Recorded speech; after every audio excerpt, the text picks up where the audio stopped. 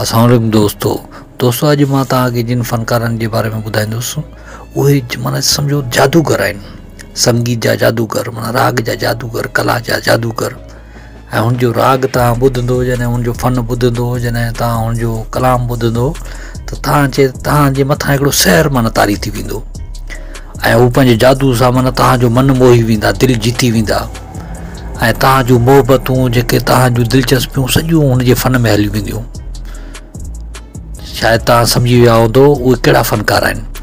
हींअर हू सिंध जा माना सम्झो किंग आहिनि ऐं वॾा फ़नकार आहिनि, तमामु भला फ़नकार आहिनि, तमामु मशहूरु फ़नकार आहिनि। माज़ी में बि माना मशहूरु रहिया, हींअर बि मशहूरु आहिनि। हिकिड़ो त तव्हांखे ख़बर आहे त माना जग मशहूरु फ़नकार आहे असांजो, माना दिलनि जो जेको आहे चैन आहे, माना दिलनि जो दिलबर आहे, शमन अली मीराली। ऐं ॿियो जेको फ़नकार आहे उहो तव्हांखे बि ख़बर हूंदी त मुमताज़ मौलाई, किंग ऑफ सिंध। ऐं टियों फ़नकार जेको आहे उहो वहीद हकड़ो।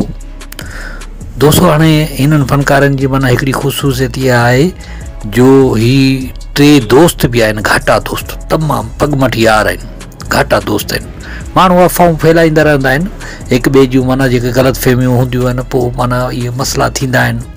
छो माण्हू त दुनिया वारनि जी त ख़्वाहिश हूंदी आहे त बाबा को बि माण्हू कंहिंसां ठहे न, जोड़ को ठही हले ई न दुनिया में, सभु पाण में विढ़ियल हुजनि, बसि असां ठहियल हुजूं पाण। ईअं त हलंदो आहे मसइलो, पर ही पंहिंजा पगमट यार आहिनि। गॾु खाइणु, गॾु पीअणु, दोस्ती में, यारी में, घुमणु फिरणु, माना गॾु हूंदो आहे। हिन जूं महफ़िलूं गॾु हूंदियूं आहिनि। हिननि जो वॾो अरसे ताईं माना हिकिड़ी संगत आहे, तमामु पुराणो हिकिड़ो ज़माने सां। त इहा पहिरियां त तव्हांखे ख़बर हूंदी, मुमताज़ मौलाई जेको वहीद हकड़ो माना इहा शाइरी कंदा हुआ उस्ताद शमन अली मीराली जे लाइ। पोइ शमन अली मीराली बि हिननि सां तमामु घणी मुहबत पियो करे ऐं पंहिंजे कलामनि में, पंहिंजे माना गायकी में हिननि जा ख़ासि तौर ते नालनि जा ज़िक्र करे त बाबा मुंहिंजे दोस्तनि हिननि फरमाइश कई आहे ऐं हीअ मुंहिंजा शाइर आहिनि प्यारा। पोइ हुननि जो नालो तमामु मशहूरु थियो, उस्ताद शमन अली मीराली जे करे तमामु घणो मशहूरु थियो, छो जो उस्ताद शमन अली मीराली हिन खे ॻायो ऐं पंहिंजे फ़न में हिन खे माना मुतारिफ़ करायो। पहिरियां त माण्हुनि खे ख़बर कान हुई त बाबा ही केरु आहिनि या केरु न आहिनि। पोइ शमन अली मीराली जेको उस्ताद रागी हो, बादशाह रागी हो, पोइ हुन जॾहिं पंहिंजो फ़न शुरू कयो ऐं गायकी शुरू कई, उहो जग मशहूरु थी वियो।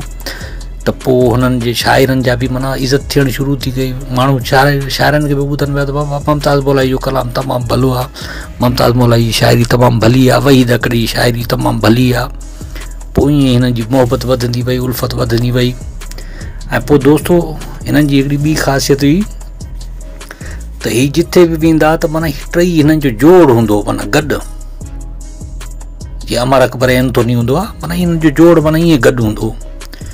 पोइ हिननि वरी गॾिजी करे हिकिड़ी जेका टेली फिल्म हुई, जेका सिंधी फिल्म हुई, उहा कहर नाले सां, उहा बि हिननि गॾिजी करे माना हुन में फिल्म बंदि कई ऐं हुन में अदाकारी कई।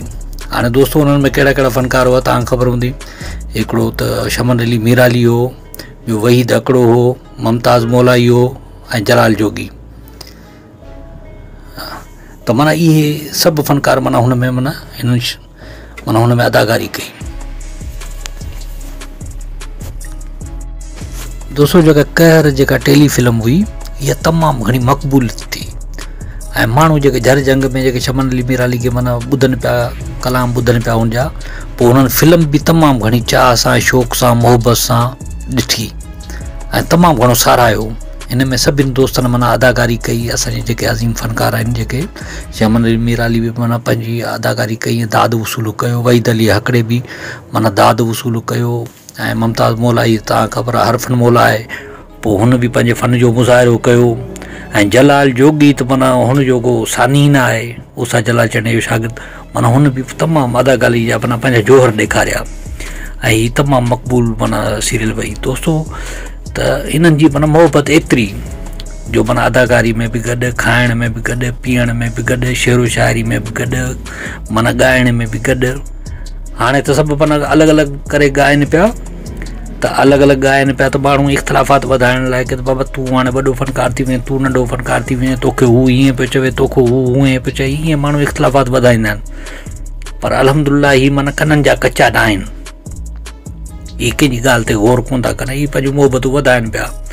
ऐं सिंध जी सूंहं आहिनि, सिंध जी शिनाख़्त आहिनि, सिंध जी सुञाणप आहिनि ऐं सिंधी माण्हू हिननि सां मोहबतूं कनि था, चाहत कनि था। हीअ बि पंहिंजे जेके परस्तार आहिनि, जेके चाहींदड़, उन्हनि खे इज़त ॾियनि था। अलाह पाक हिननि खे सलामत रखे, हिननि खे इज़त ॾे ऐं ईअं माना हीअ तरक़ी कंदा रहनि ऐं सदाईं ख़ुशि आबाद रहनि। दोस्तों, मां सम्झां थो हीअ वीडियो तव्हांखे तमामु घणो पसंदि आयो हूंदो। जे पसंदि आयो हुजे त असांजी वीडियो खे लाइक कयो, कमेंट कयो, दोस्तनि खे शेयर कयो, असांजे चैनल खे सब्सक्राइब ज़रूरु कयो। अल्लाह हाफ़िज़ दोस्तों।